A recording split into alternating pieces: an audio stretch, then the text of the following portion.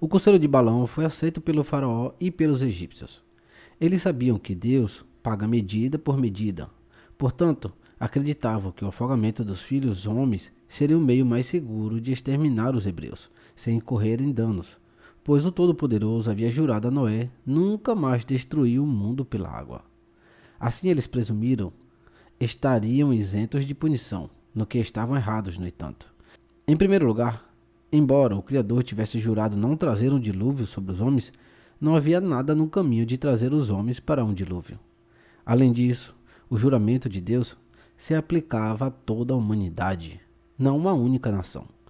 O fim dos egípcios foi que eles encontraram a morte nas ondas do Mar Vermelho, medida por medida. Assim como eles afogaram os filhos, homens dos israelitas, eles foram afogados. O faraó agora tomou medidas visando a execução fiel de seu decreto. Ele enviou seus oficiais de justiça à casa dos israelitas para descobrir todas as crianças recém-nascidas, onde quer que estivessem. Para garantir que os hebreus não conseguissem manter as crianças escondidas, os egípcios tramaram um plano diabólico. Suas mulheres deveriam levar seus pequenos para as casas das mulheres israelitas que eram suspeitas de terem filhos. Quando as crianças egípcias começassem a chorar ou a arrulhar, as crianças hebreias que eram mantidas escondidas se juntavam, à maneira dos bebês, e traíam sua presença. E então os egípcios as agarravam e as levavam embora. Além disso, o faraó ordenou que as mulheres israelitas empregassem somente parteiras egípcias, que deveriam garantir informações precisas quanto ao momento do parto, e deveriam exercer grande cuidado e não deixar nenhuma criança do sexo masculino escapar viva de sua vigilância. Se houvesse pais que fugissem da ordem e preservassem um menino recém-nascido em segredo, eles e todos os que lhes pertencem deveriam ser mortos. É de se admirar, então, que muitos dos hebreus se mantivessem longe de suas esposas. No entanto, aqueles que depositavam confiança no Todo-Poderoso não eram abandonados por ele. As mulheres, que permaneciam unidas a seus maridos, saíam para o campo quando chegava a hora do parto, davam à luz a seus filhos e os deixavam lá, enquanto elas próprias voltavam para casa. O Todo-Poderoso, que havia jurado a seus ancestrais multiplicá-los, enviou um de seus anjos para lavar os bebês, ungí-los, esticar seus membros e enfaixá-los. Então eles lhe dava 2 pedras lisas, de uma das quais eles sugavam leite e da outra mel. E Deus fez com que o cabelo das crianças crescesse até os joelhos e servisse como uma vestimenta protetora. E então ele ordenou que a terra recebesse os bebês, que eles fossem abrigados nela até o momento de seu crescimento, quando ela abriria sua boca e vomitaria as crianças, e elas brotariam como a erva do campo e a grama da floresta. Depois disso, cada um retornaria para sua família e para a casa de seu pai. Quando os egípcios viram isso, eles saíram, cada um para o seu campo, com sua junta de bois, e eles araram a terra como alguém a ara na época de semeteira. No entanto, eles foram incapazes de fazer mal aos bebês dos filhos de Israel, que tinham sido engolidos e estavam no seio da terra. Assim o povo de Israel aumentou e cresceu muito, e o faraó ordenou que seus oficiais fossem a Gósen para procurar os bebês do sexo masculino dos filhos de Israel. E quando eles descobriram um, eles o arrancaram do peito de sua mãe à força e o jogaram no rio. Mas ninguém é tão valente a ponto de ser capaz de frustrar os propósitos de Deus, embora ele invente 10.000 dispositivos sutis para esse fim. A criança predita pelos sonhos do faraó e por seus astrólogos foi criada e mantida escondida nos espiões do rei.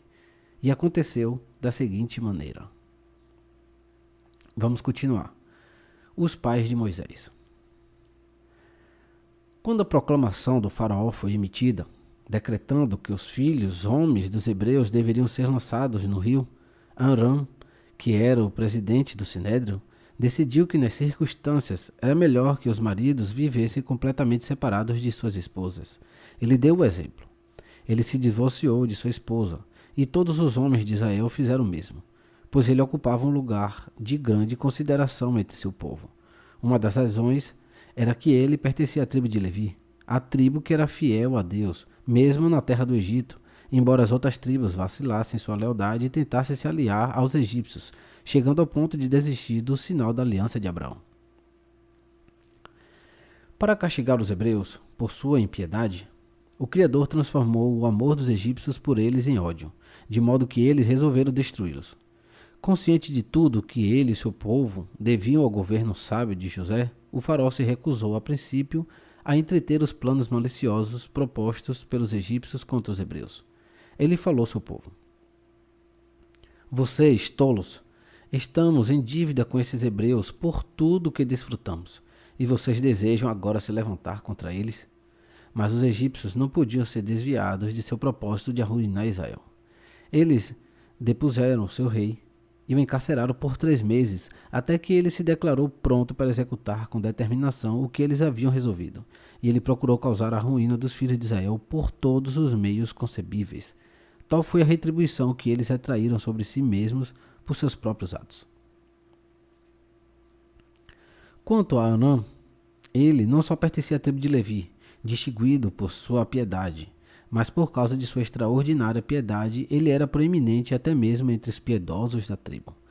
Ele era um dos 4 que eram imaculados, imaculados pelo pecado, sobre os quais a morte não teria poder, se a mortalidade não tivesse sido decretada contra cada ser humano por conta da queda do primeiro homem e da primeira mulher. Os outros 3 que levaram a mesma vida sem pecado foram Benjamim, Jessé, o pai de Davi, e Quileabe, o filho de Davi.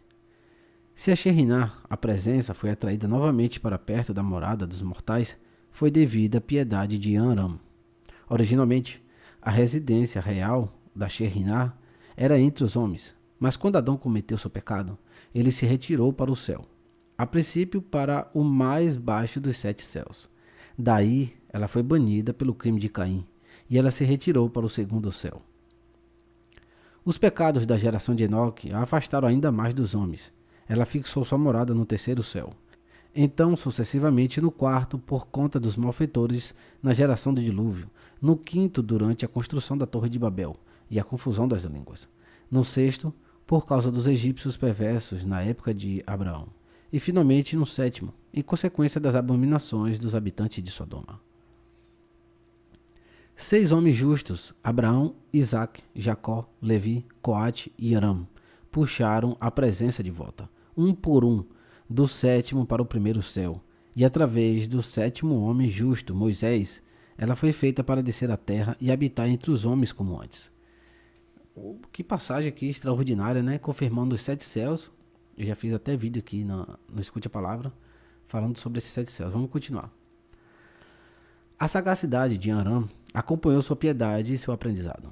Os egípcios conseguiram escravizar os hebreus por meio de promessas sedutoras.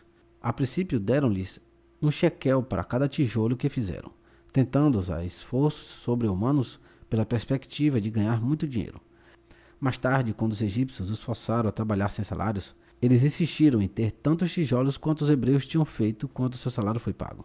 Mas eles podiam exigir apenas um único tijolo por dia de Aram, pois ele tinha sido o único a quem eles não tinham se desviado por seus artifícios.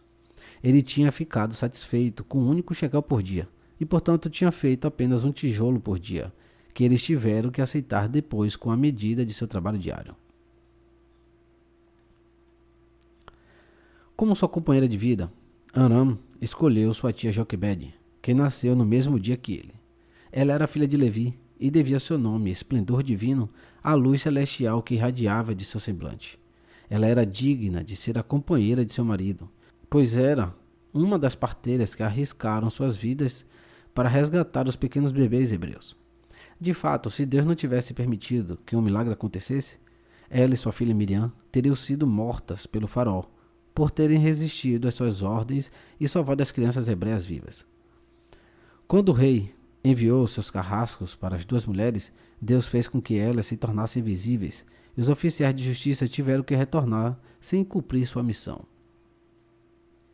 O primeiro filho da união entre Aram e Joquebede, sua esposa, que tinha 126 anos na época do casamento, era uma menina, e a mãe a chamou de Miriam, amargura, pois foi na época do nascimento dela que os egípcios começaram a envenenar a vida dos hebreus.